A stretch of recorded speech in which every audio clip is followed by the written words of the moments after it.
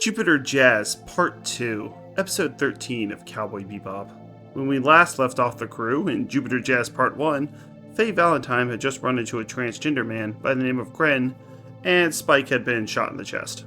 Well, lucky for us, Spike was shot by a tranquilizer gun, not a real gun, so he survives. I thought they were going to do the whole, I had a Bible in my chest and it blocked the bullet. I was wearing bulletproof armor the entire time, and haha, they didn't get me. But it seems like Spike didn't really have a plan for this one. He just let Lin, under the direction of Vicious, shoot him in the chest. But I guess hope it's not a real gun? Alright, seems a little uncharacteristic for Spike. He usually has a smoother way to get out of these things, but oh well. Maybe they didn't want to just go with the cliche. He blocked the bullet. He dodged at the last minute. He was wearing armor. So what's interesting about that two-part series of Jupiter Jazz 1 and 2 is it really isn't about Spike and Vicious, and that's why I think this could have been a little better. It's really about Vicious, Spike's rival, and this character Gren. And we get a flashback sequence for when Vicious and Gren were serving in the military together. They're in the trenches, bombs are going off, and Vicious gives Gren this music box and tells him to keep it. And while they seem like they're friendly, Vicious takes out a knife and stabs a scorpion right next to him in a very aggressive manner. And after the war, Gren gets taken in for being a spy, even though he's not, and Vicious testified against him, lying that he was a spy. But he wasn't a spy. Jet does manage to track down Faye Valentine, the woman who, in the previous episode, took all their money and fled, and she comes back reluctantly. And I wish she would actually issue an apology, since she's obviously depressed and feels bad about stealing their money and running away. Also, she has nowhere to go to. I mean, at least the first time she stole their money, she went and gambled it and had some fun. This whole episode has a somber, subdued feel to it. It's sad, and even the music they play is not the usual upbeat bebop jazz. In fact, they end this episode with a credit sequence and a different song than the one they usually play, the real folk blues, and I actually think this song is better. Maybe they should just end every episode with this credit sequence and this panning up of space. The song is called Spaceline and it's performed by the official in-house band of the Cowboy Bebop universe, the Seatbelts.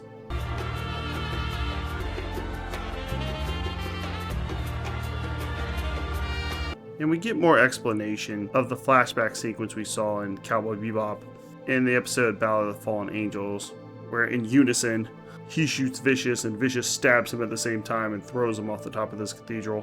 You're reminded how beautiful this sequence was at the end of Ballad of the Fallen Angels. And it's almost like they want to rehash it and remind you of how much storytelling they put into that one flashback sequence showing Spike and Vicious as part of the Red Dragon crime syndicate, flashing back to Spike's love, Julia. But we just don't get much information on this episode. When it ends, we still don't know anything about Julia. We still don't know where she is, or haven't seen her, or anything like that, or what exactly her connection is with Spike. I mean, we assume they were dating, but this really is about Gren and Vicious, and I think a lost opportunity to develop the relationship between Spike and Vicious, which they actually don't do. Lin, the guy who was looking after Vicious, ends up getting shot, and we have a space battle that is eerily quiet until this build-up where the music box starts playing and throws Vicious off. But it seems like he gets away. He's not able to kill Vicious. There's really not a standoff. They ended the first part of Jupiter Jazz 1, make it look like they were going to have a battle, maybe with swords, maybe with guns. But that doesn't happen in Jupiter Jazz Part 1, and it doesn't happen in Part 2 either. Chasing each other in spaceships, and then Gren ends up dying at the end. So I think I'm going to give this a 6. I gave Jupiter Jazz Part 1 a 7, but I actually think Jupiter Jazz Part 1 is better than this one. It ends on a huge cliffhanger with Part 1 that you're like, oh man, the second one's going to be crazy. He's going to be fighting Vicious, Julia's going to jump in there, and Spike's going to kiss her while sword fighting. No, none of that really happens. The best part of this episode is where they do the flashback sequence to Ballad of the Fallen Angels. You go, oh, that episode was awesome. That was better than this one. But damn, I do love that credit sequence. It ends on such a high note with a credit sequence that I almost want to give it a higher score. But no, I'm sticking with my 6. Man, they should do this for every episode. Forget the real folk blues. And it definitely has a distinct feel that no other episode has of quietness, where so many other episodes are loud and boisterous. Even with the space battle, everything's quiet. The music is turned all the way to zero. It moves along at a slower pace. Faye Valentine, who's usually hopped up on caffeine and making jokes, is depressed and tired. So as one of two-parters we get in Cowboy Bebop, next one being the last two episodes, Real Folk Blues, part 1 and 2. I think it's an interesting experiment and not a failure, but leaves you wanting more.